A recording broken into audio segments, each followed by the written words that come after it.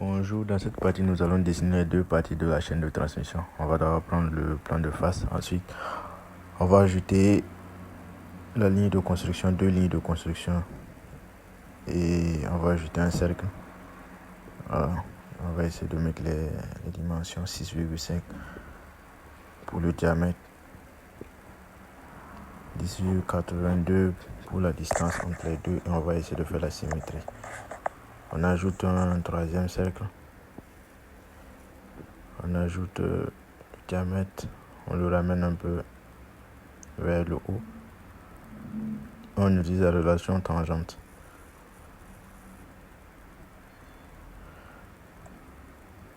Okay. On va supprimer les parties qui ne vont pas nous servir et on va faire la symétrie. On va supprimer également les parties. Okay. On ajoute deux cercles qu'on va égaliser.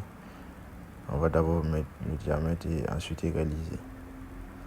On sort de l'esquisse, bossage 1 mm. Okay. On va ajouter un plan.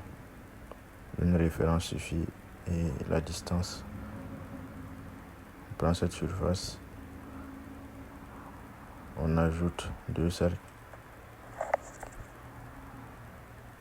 égales. On va convertir les entités.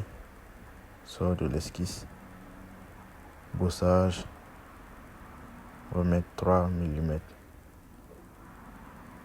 On va utiliser la symétrie vu qu'on a déjà un plan de symétrie directement.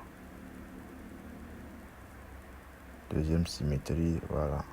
Et on a notre première partie de la chaîne. Voilà, on va le nommer chaîne partie 1. Prends un nouveau dossier, l'esquisse, plan de face. On ajoute toujours les lignes de construction, les deux lignes de construction pour faciliter les symétries. On ajoute le cercle 6 mm pour cette fois. On ajoute la cotation 10,82. On fait la symétrie. On ajoute le troisième cercle. Mais le diamètre 25. Voilà. On a déjà vu que cette tangente. On va faire la symétrie. Supprime les parties qui ne vont pas nous servir. On va ajouter deux cercles. On met le diamètre 2 mm. Relation égale. On sort de l'esquisse. Bossage 1 mm. Voilà. On va ajouter un plan. Une seule référence suffit. Voilà. Prends cette surface. Convertir les entités. On sort de l'esquisse. Bossage. Dans les deux sens. Ok. On va utiliser maintenant la symétrie du moins. Et la deuxième symétrie. Voilà.